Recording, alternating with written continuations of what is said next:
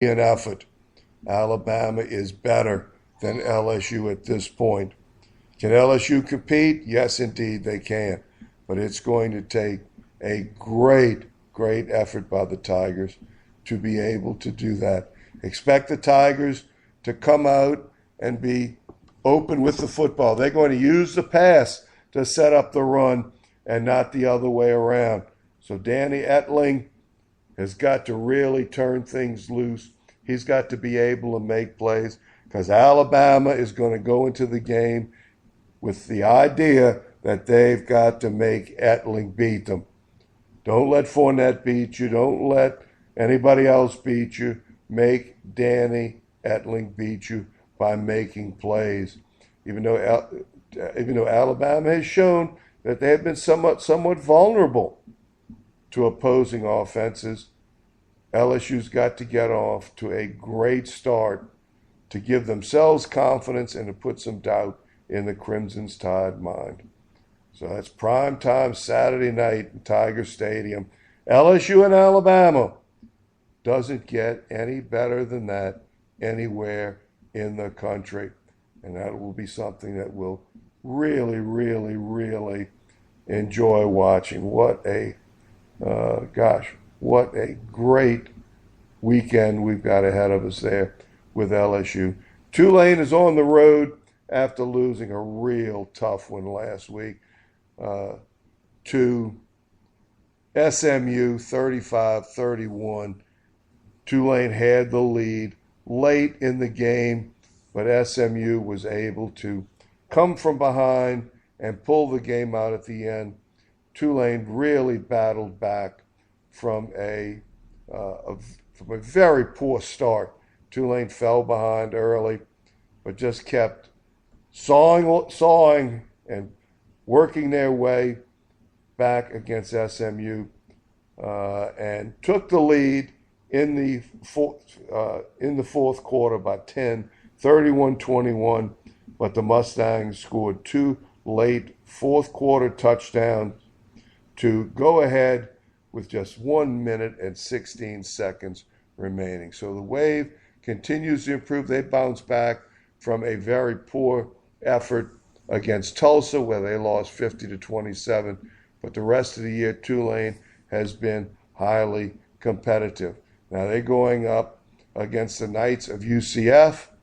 4-4 is their record right now. The Wave is 3-5. Once again, this is the game that was made up because of the hurricane, and they both had open dates. UCF and Tulane had an open date the same time, so they were able to reschedule the game this week. Much easier than LSU in Florida, much more cooperative atmosphere, I would suspect, with Tulane as opposed to LSU in Florida. But all's well that ends well, I guess. So we're looking at Tulane and UCF this week.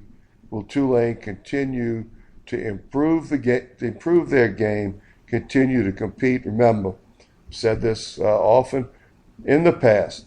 What I look for every week, do they compete to the best of their ability every week, and are they improving? The only game that you could kind of shake your head about was a Tulsa game 2 weeks ago, but they really bounced back well last week, even though in a loss. Good luck to the Wave traveling to Orlando to play UCF. So that's a quick look at prep, at the Saints, LSU, Tulane, another outstanding week of football starting tonight. Once again, Thursday night, McDonough 35 and Carr. Go to sportsnola.com to watch that one, streaming online. Or you can listen to WGSO 990 AM, Ken Trahan and I, and Billy Duncan broadcasting the Curtis Patriots against the Archbishop Shaw Eagles.